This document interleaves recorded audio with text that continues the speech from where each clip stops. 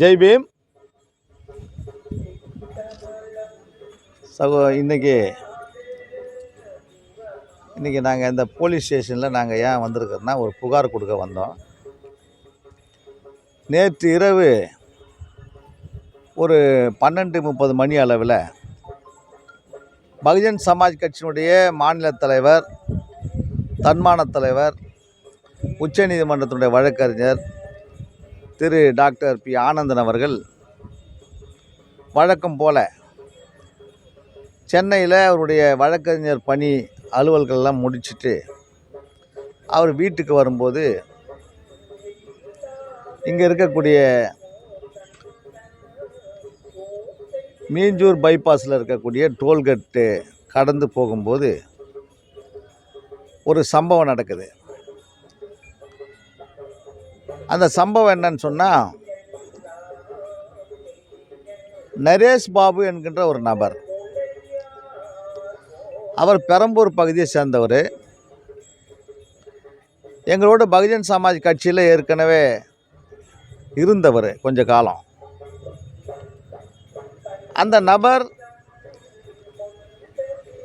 சமத்துவ தலைவர் ஆம்ஸ்ட்ராங் அவர்களுடைய படுகொலையின் முக்கிய குற்றவாளியான, சமீபத்தில் மறைந்த அந்த A1 குற்றவாளியான நாகேந்திரன் அவருடைய மகன் அஸ்வத்தாமனுடைய தொடர்பில் உள்ளவர். அவர் பகுஜன் சமாஜ் கட்சியிலும் இருந்தார். தலைவர் இருந்த போதும் இருந்தார், சமத்துவ தலைவர் ஆம்ஸ்ட்ராங் இருக்கும்போது இருந்தார். இப்பொழுதும் இப்போ இருக்கக்கூடிய தலைவர் ஆனந்தன் அவர்கள் தலைவர் பொறுப்பேற்றவரும் கொஞ்ச நாள் இந்த கட்சியில் இருந்தார்.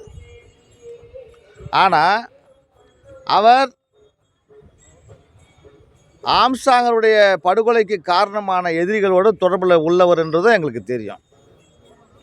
அவர் வீடு பெரம்பூரில் இருக்குது.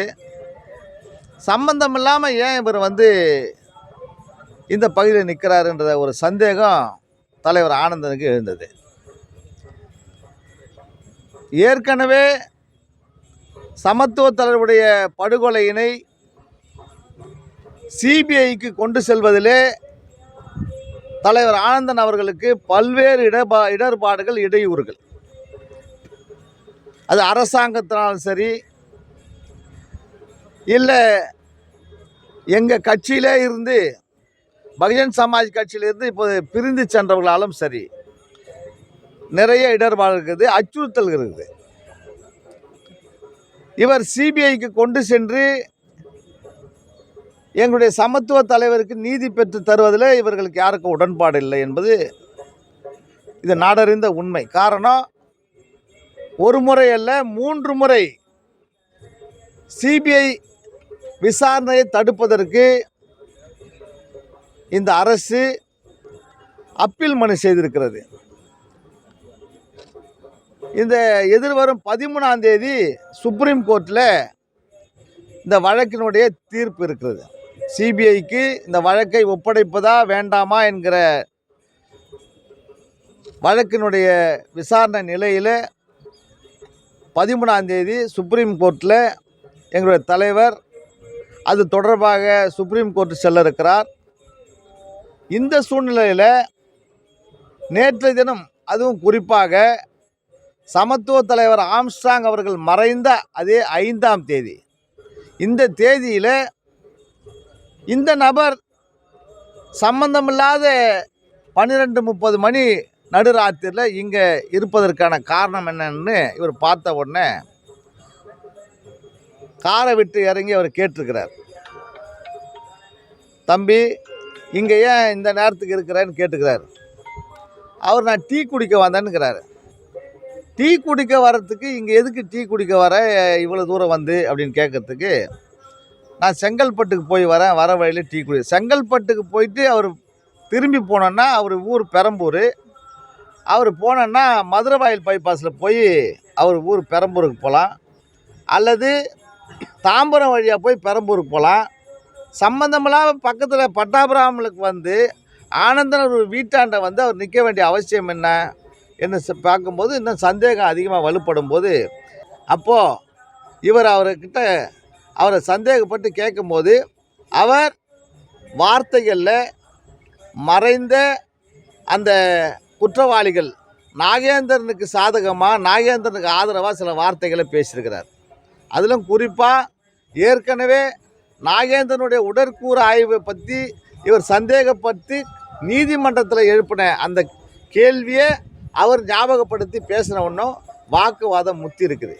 இந்த நிலையில் அவர் தலைவருடைய சட்டையை பிடிச்சி தள்ளி இருக்கிறார். தலைவர் திருப்பி அவருடைய தற்காப்புக்காக அவரை தள்ளுற பட்சத்தில் அவர் ஏதோ மறைத்து வைத்திருந்த ஒரு கூர்மையான ஆயுதத்தால் அவர் தாக்கியிருக்கிறாரு. அது அவருடைய உதட்டில் பட்டிருக்குது. அது மட்டும் இல்லாமல் அவருடைய ஷோல்டரில் இரத்த காயமும் இருக்குது. இது நடந்த சம்பவம். இதில் எங்கள் தலைவர் ஆனந்தன் ஏதோ திட்டமிட்டு தேடி போய் நரேஷ் என்ற நபரை தாக்கியதாகவும் அவரை கொலை பண்ண முயற்சிதாகவும் பொய்யான தகவலை இது சமீபத்தில் நாங்கள் என்னுடைய சகோதரர்கள் தான் அவங்க தவறாக அவங்க பரப்பியிருக்கிறாங்க. இவர் தேடி போய் பெரம்பூருக்கு போய் அந்த நரேஷ் என்பவரை தேடி போய் அவரை தாக்கலை. ஆனால் நரேஷ் என்பவர் தான் எங்களுடைய தலைவரை ஆனந்தன் அவர்களை திட்டமிட்டு ஏதோ காரணத்துக்காக இங்கே தாக்கியிருக்கிறாரு. அதை நாங்கள் வன்மையாக கண்டிக்கிறோம். ஏற்கனவே நாங்கள் எங்களுடைய சமத்துவ தலைவரை இழந்திருக்கிறோம். இப்படித்தான் ஒரு எங்கள் தலைவருக்கு சம்பந்தமே இல்லாத நபர்களெல்லாம் இதில் குற்றவாளிகளாக சேர்த்துக்கிறாங்க. அவர்களுக்கும் எங்கள் தலைவருக்கும் எந்த முன்விரோதமும் இல்லை. அரசியல் காரணங்களுக்காக அவர் படுகொலை செய்யப்பட்டிருக்கிறார். ஒரு தலித் சமுதாயத்தை ஒரு தலைவர் உருவாகி இந்த சமூகத்துக்காக பாடுபட்டு எழுந்து வரும்போது ஒவ்வொரு காலகட்டத்திலும் எங்களுடைய தலைவர்கள் இங்கே திட்டமிட்டு கொல்லப்பட்டிருக்கிறார்கள்.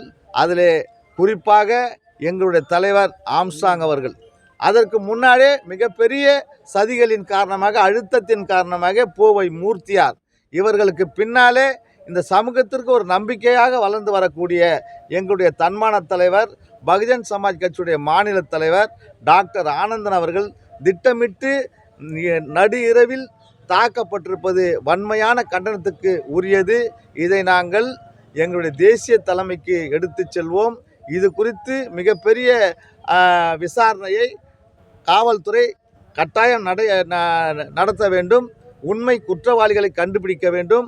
நரேஷோடு உடன் வந்த அந்த குற்றவாளிகள் யார், அவருடைய திட்டம் என்ன, எதற்காக அவர்கள் 12:30 மணி அவர்களுக்கு பட்டாபிராமுக்கு வந்தார்கள் என்கின்ற விரிவான ஆய்வினை அறிக்கையாக இந்த காவல்துறை வெள்ளை அறிக்கையாக தர வேண்டும்.